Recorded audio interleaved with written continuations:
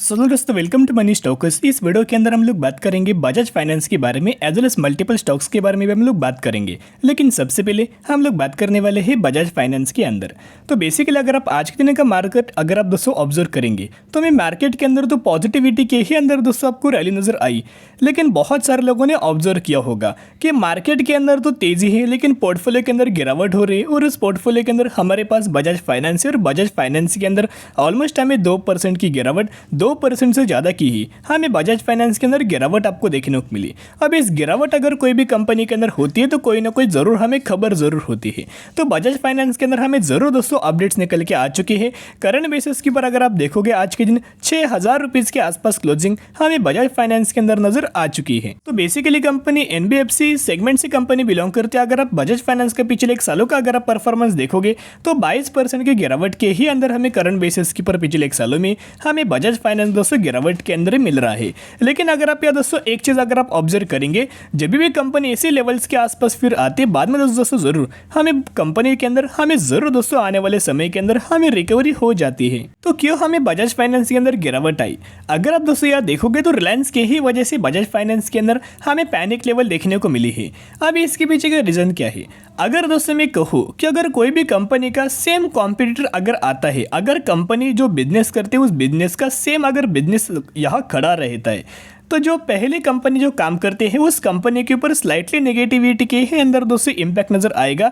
तो आपको बताओगे बजाज फाइनेंस NBFC सेगमेंट से बिलोंग करता है तो उस कंपनी के अंदर नेगेटिविटी इंपैक्ट आया है क्योंकि रिलायंस अपना जियो फाइनेंशियल सर्विसेज यानी कि JFS ये बिजनेस दोस्तों कंपनी सेगमेंट के अंदर काम करना चाहते हैं। और इनका ये मानना है, सूत्रों के द्वारा आया है, रिपोर्ट के द्वारा हमें देखने को मिला है, हितेश सितैया ये बेसिकली जो जियो फाइनेंशियल सर्विसेज जो कंपनी डी मर्जर होने वाला है और फिर से सेपरेटली मार्केट के अंदर लिस्टेड होगा, इसके ये CEO होने वाले हैं। इस तरह से रिलायंस के ही अंदर दोस्तों अपडेट्स है। कोई ऑफिशियल तो अपडेट्स नहीं है लेकिन सूत्रों के द्वारा, रिपोर्ट्स के द्वारा, रूमर्स के द्वारा हमें अपडेट्स निकल के आ रहा है। और यहाँ पे दोस्तों आप यहाँ देख सकते हो, Reliance had announce the D merger of IFS it's finance यानी कि JFS Jio financial services it's financial services business and had confirm that it would be separately listed at the brooches. तो बेसिकली दोस्तों अगर आप देखोगे ये कंपनी डी मर्जर होगी रिलायंस से और बाद में सेपरेटली आपको मार्केट के अंदर हमें लिस्टेड आपको नजर आ जाएगी। फिर ये तो हुई एक खबर। सेकेंड अपडेट्स के बारे में दोस्तों अगर आप देखोगे बहुत सारे लोगों का ये मानना है कि जो जियो का जो IPO है तो जियो का IPO कब आने वाला है। मैंने इस सवाल का दोस्तों बहुत बार आपके साथ जवाब शेयर किया है। बहुत सारे लोगों का मानना है कि जो हमें IPO मार्केट के अंदर आने वाला था, जियो का लिस्ट होने वाला था, किस प्राइस रेंज के अंदर आने वाला था, कब लिस्ट होने वाला है, कब आने वाला है। तो बेसिकली दोस्तों अगर आप देखोगे तो रिलायंस ने कंफर्म हमें अपडेट्स दिया था कि हमारी जब भी AGM होगी, AGM यानी कि एनुअल जनरल मीटिंग जब भी होगी उस AGM के अंदर हम लोग डिस्कशन करेंगे किस प्राइस के ऊपर IPO लाया जाए, किस वैल्यूएशंस क्या ये IPO का होने वाला है या फिर क्या कितने पर शेयर का बेनिफिट हमें शेयर होल्डर्स को देने वाले हैं। ये सब हमें जो मीटिंग की जो डिटेल्स है वो आपको एनुअल जनरल मीटिंग के अंदर होने वाली है, AGM के अंदर होने वाली है। तो ये जो खबर जो निकल के आई है रिलायंस के लिए दोस्तों ये पॉजिटिविटी खबर है। लेकिन ये जो खबर है हमें बजाज फाइनेंस के अंदर नेगेटिविटी दोस्तों खबर हमें निकल के आई है। और एक हमें अपडेट से आज के दिन हमें अपडेट्स निकल के आए हैं, ऑलमोस्ट 1 बजे के ही अपडेट्स निकल के आया है। देखिएगा, Bajaj Finance asset growth to slow down says Ambit Capital start sell rating. तो बेसिकली एनालिस्ट लोगों का एक मानना है, इन्होंने बजाज फाइनेंस के अंदर सेल रेटिंग दिया हुआ है और इनका ये मानना है कि हमें स्लो डाउन बजाज फाइनेंस के बिजनेस के अंदर निकल के आ सकता है। अम्बिट कैपिटल की तरफ से हमें स्टेटमेंट निकल के आया है। देखिएगा, बेसिकली बहुत सारे एनालिस्ट होते हैं, बहुत सारे ब्रोकर्स होते हैं, हर एक लोगों का एक अलग अलग अप्रोच होता है। लेकिन मैं आपके साथ एक बात करना चाहूँगा, अगर आप बजाज फाइनेंस का लंबे समय के अगर आप चार्ट पैटर्न देखोगे, लॉन्ग टर्म बेसिस के ऊपर अगर आप चार्ट देखोगे तो बीच बीच में गिरावट तो हुई है लेकिन बाद में जरूर हमें रिकवर नजर आई है। और जो भी कंपनी रिकवर होती है उस कंपनी के लिए पॉजिटिविटी ही दोस्तों बोला जाता है और वो कंपनी फंडामेंटली स्ट्रांग होती है। तो दोस्तों कोई टेंशन मत लेना, अगर अपने बजाज फाइनेंस के अंदर बाइंग किया है और गिरावट के अंदर बाय ऑन स्ट्रेटेजी अप्लाई कर सकते हो और लंबे समय के लिए होल्ड करना। अगर गिरावट हो तो उसे एज एन अपॉर्चुनिटी मान के अब जरूर लंबे समय के लिए होल्ड करना। जरूर ये कंपनी हमें 2023 तक दिसंबर तक 12,000 रुपीज के आसपास भी जाने की बहुत ज्यादा हमें चांसेस नजर आ रहे। इतना तो हमें बजाज फाइनेंस के अंदर दोस्तों पोटेंशियल तो नजर आ रहा है। अभी हम लोग दोस्तों बात करने वाले हैं एक कंपनी के बारे में जिसके अंदर हमें बोनस के साथ साथ आपको स्प्लिट का दोस्तों बेनिफिट मिलने वाला है। कंपनी के जो बोर्ड ऑफ डायरेक्टर के जो मीटिंग है वो कल के दिन होने वाले हैं, 9 मार्च के दिन होने वाली है।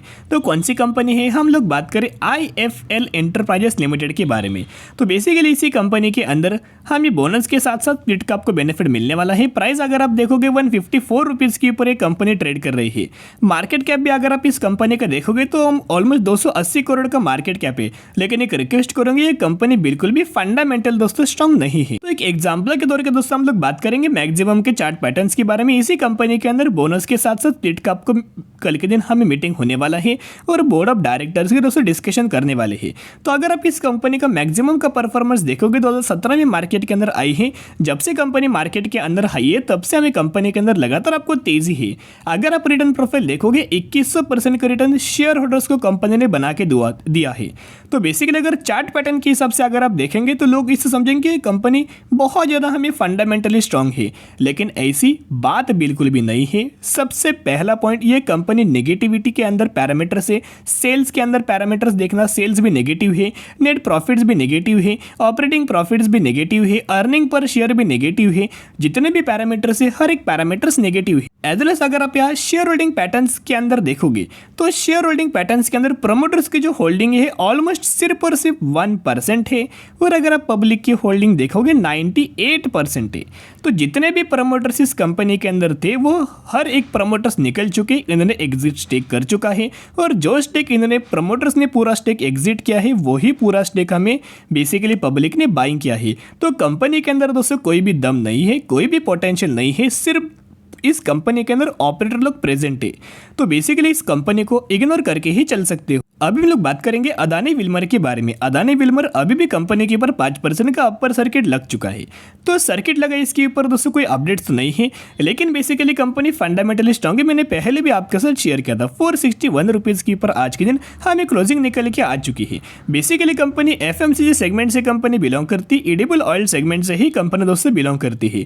एडिबल ऑयल सेगमेंट से कंपनी अपना बिजनेस रन करती है, रेवेन्यूज भी कंपनी अपना रन करती है। तो आपको पता होगा एडिबल ऑयल के जो प्राइस है वो बहुत ज़्यादा फ्लक्चुएट हो रही थी, जिसकी वजह से प्राइस के अंदर जितना हमें फ्लक्चुएशन नजर आया था उतना ही कंपनी के नेट प्रॉफिट्स के अंदर लगातार हमें गिरावट नजर आई थी। देखिएगा यहाँ से यहाँ हमें 3 क्वार्टर में गिरावट थी, लेकिन अभी कंपनी के मैनेजमेंट की तरफ से, प्रमोटर्स की तरफ से बोल सकते हैं, फिर कंपनी के द्वारा एक हमें स्टेटमेंट आया है कि जो एडिबल ऑयल के जो प्राइस है उसके अंदर हमें फॉल आया है, जिसकी वजह से कि कंपनी के जो कस्टमर्स होंगे, जिसकी वजह से कंपनी के अंदर हमें सेल्स के अंदर आपको जंप नजर आ सकती है। अगर कोई भी कंपनी के लिए सेल्स के अंदर जंप आएगी तो कंपनी के अंदर नेट प्रॉफिट्स के अंदर जंप आएगी, और कंपनी के रेवेन्यूज के अंदर भी हमें सबसे ज़्यादा आपको जंप आएगी। इसी की वजह से 62 करोड़ के आसपास जो नेट प्रॉफिट था वही बढ़ के 277 करोड़ के आसपास निकल के आए हैं। तो जिसके वजह जितना भी हमें अदानी विल्मर के अंदर गिरावट हुई है फुल कंपनी के अंदर रिकवर हो सकती है। 800 रुपये के आसपास कंपनी प्राइस जाके, और हमें आने वाले समय के अंदर जरूर अदानी विल्मर के अंदर तेजी आ सकती है। तो दोस्तों अभी हम लोग बात करेंगे पॉलीकैब इंडिया के बारे में। पॉलीकैब इंडिया का आज के दिन परफॉर्मेंस देखोगे या तो आज के दिन भी हमें 1% की रैली आई है। 3099 रुपीज़ की क्लोजिंग हमें पॉलीकैब इंडिया के अंदर हो चुकी है। तो बेसिकली ये जो कंपनी है बहुत ज़्यादा हमें फंडामेंटल स्ट्रांग है। 2019 में आई है, जब से आई है 381% का रिटर्न शेयर होल्डर्स को बना के दे चुकी है। कौन से सेक्टर से कंपनी बिलोंग करती है? केबल्स एंड वायर सेगमेंट से कंपनी बिलोंग करती है, लेकिन सबसे ज़्यादा जो बिजनेस है केबल सेगमेंट से ही कंपनी अपना रन करती है। और अगर आप पॉलीकैब इंडिया का अगर आप Q3 का रिजल्ट देखोगे, रेवेन्यूज के अंदर जंप, EPS के अंदर जंप, अर्निंग पर शेयर के अंदर जंप, और बेसिकली इनके मार्जिन्स के अंदर भी जंप नजर आ चुकी है। तो पॉलीकैब इंडिया दोस्तों फंडामेंटल तो कंपनी बहुत ही ज्यादा हमें स्ट्रांग है। तो कंपनी ने एक लेवल्स का दोस्तों ब्रेकआउट दिया है। कौन सा ब्रेकआउट कंपनी दिया है? ये जो लेवल जो आपको निकल के आ रहे हैं बेसिकली 3000 रुपीज़ के लेवल के ऊपर कंपनी ने ब्रेकआउट दिया। इसके बाद कंपनी क्या करेगी, यहाँ रिटेस्ट करेगी, और रिटेस्ट करने के बाद हमें शानदार तरीके से और कंपनी के अंदर रैली आ सकती है। तो जो भी लोग पॉलीकैब इंडिया के अंदर बाइंग करना चाहते हो, इस गिरावट के अंदर हमें एक मौका है, एक बड़ी अपॉर्चुनिटी है। तो जरूर कंपनी के अंदर buy on dip strategy apply करना और फंडामेंटल स्ट्रांग कंपनी को लंबे समय के लिए होल्ड करना, तो ही आपको आने वाले साल में मल्टीबैग रिटर्न हमें मिल सकता है। तो आज के लिए इतना ही। अगर आपको वीडियो पसंद है जरूर वीडियो को लाइक, शेयर एंड सब्सक्राइब कर सकते हो। फिर मिलेंगे, बाय।